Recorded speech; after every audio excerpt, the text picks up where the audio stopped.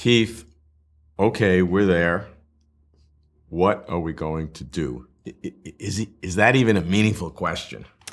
I think you can say something about it, that there are some things that we consider to be worthwhile for their own sake, intrinsic goods.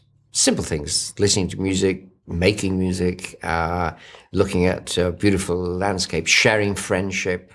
And I suppose that in eternity, in the life beyond this, we would be experiencing new forms of beauty and creativity and relationship. And basically, that involves a sort of communal sharing existence, which is creating and enjoying beauty.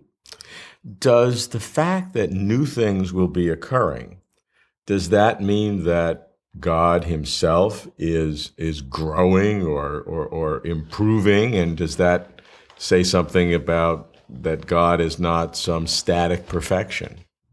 Well, at this point, I have to say that the tradition in theology is to say that God doesn't improve and God doesn't grow because God is perfect, so God is changeless.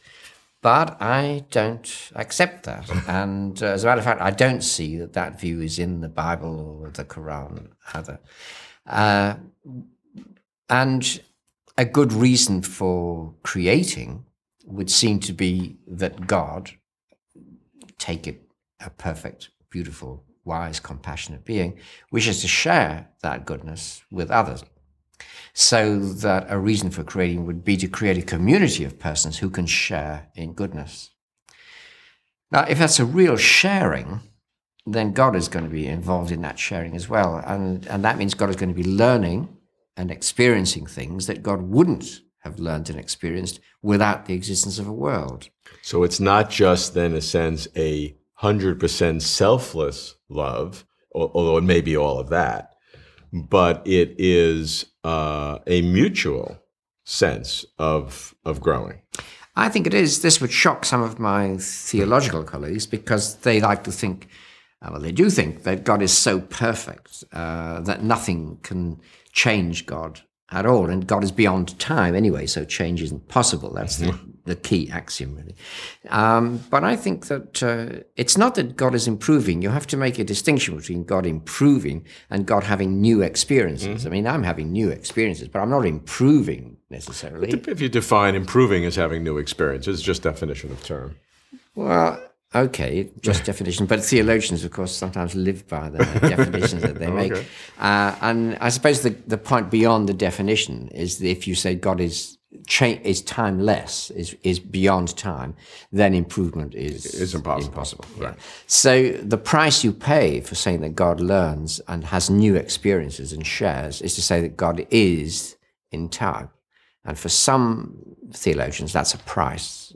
For me, it's a reward. I mean, it's a benefit. But that's what's involved. Yeah, that God can. I would even go so far as to say complete the divine nature by sharing in love with other creatures. But this love is other creatures.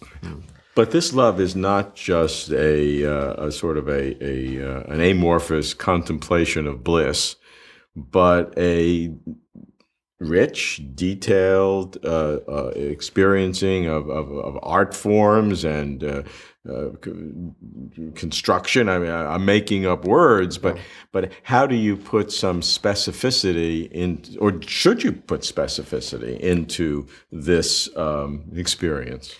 Well, I think there are millions of experiences we haven't had and millions of things we haven't done and perhaps an infinite number, and that will be a chance to do them. Part of this is, I think, the medieval mind thought that change was a bad thing and that things were never going to get better anyway. They would only get worse. So it'd be better if nothing changed at all. And therefore, the idea they had of God was very largely that God would have to be beyond change and decay in all around we see. So eternity lies beyond that. Whereas I think the modern mindset, perhaps especially in America or in the Western world as a whole, is change is good because things can get better and you can improve and you can do new things. And so you get a greater stress on creativeness, on creativeness and variety. And variety, Precisely. And that is, in the history of human thought, quite a new concept.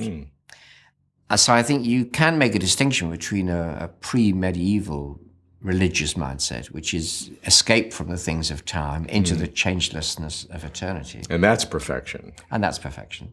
To a post-16th century mindset, which is really no, perfection has to consist in involvement in relationship and individuality and novelty.